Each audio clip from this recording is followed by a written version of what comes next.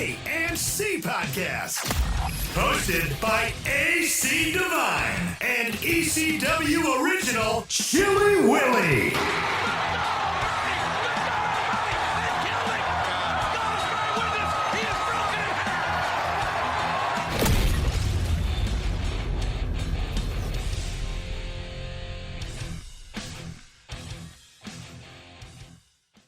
So who's the other MLW? What's that? I don't know that. I don't know this is.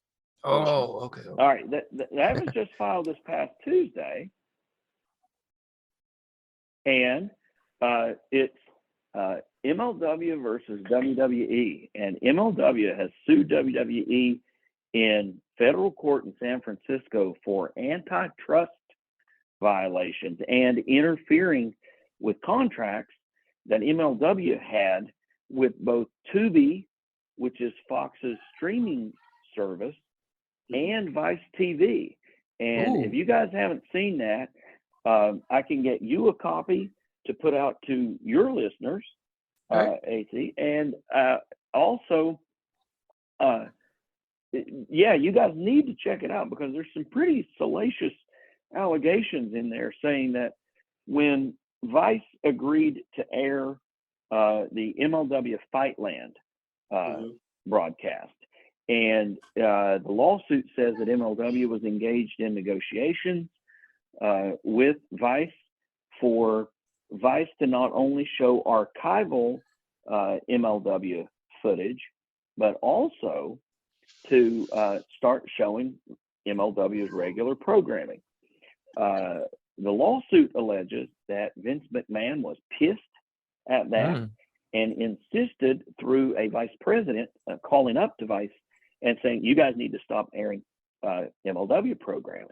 That was the first part of the interference with contractual and business relations. And then the other allegation was that later in the summer of 2021, MLW actually had a contract with Tubi where Tubi was going to show MLW programming. And the allegation in the lawsuit was that Stephanie McMahon called up to Tubi and to the Fox executives and said something to the effect of, if you want to keep airing SmackDown, you need to get MLW programming off of your streaming service. And Tubi actually canceled MLW's contract. Wow. They got power, man. They got some power. So, well, but see, that's MLW's argument. MLW's argument is that WWE is so big that nobody can compete with them. And see, in the United States, I don't know how much you guys know about legal history, but in the United States, when companies get too big, we bust them up. We don't allow monopolies in the United States of America. There was a company once upon a time called Standard Oil. And the United States government came along and busted up Standard Oil. The United States government came along and busted up, Bell Telephone, because, we like competition. We don't like for there to be companies that are so big that nobody can compete with them. So it's going to be really interesting to see how this all plays out. Heck yeah. But WWE is so powerful because they have, Vince, he has not only good, a lot of lawyers and things like that, but he had a lot of politicians in his pocket too, So I think that's exactly right. That's the Linda point. McMahon served in the Trump administration as the chairwoman of the Small Business Administration, for Pete's sake. Right. So people don't understand that. When the other head of your company is on the president's cabinet, that's some powerful people right there. Yeah. So how are you gonna so how would a company be busted up? If they're already inside, it's like they're already inside the government. It couldn't happen from a lawsuit like MLW's.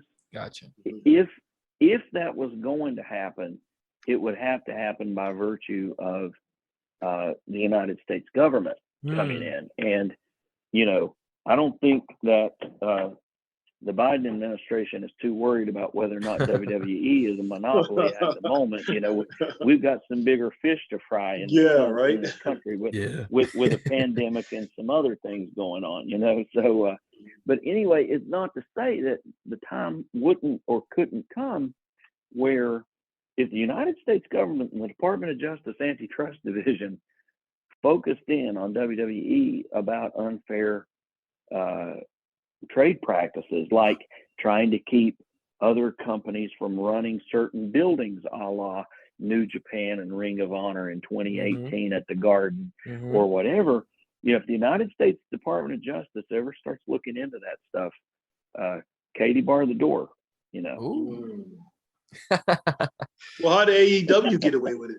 How did AEW get so popular? So I mean, I know Tony Khan's father is a billionaire, he owned the Jaguars. Is that because of that?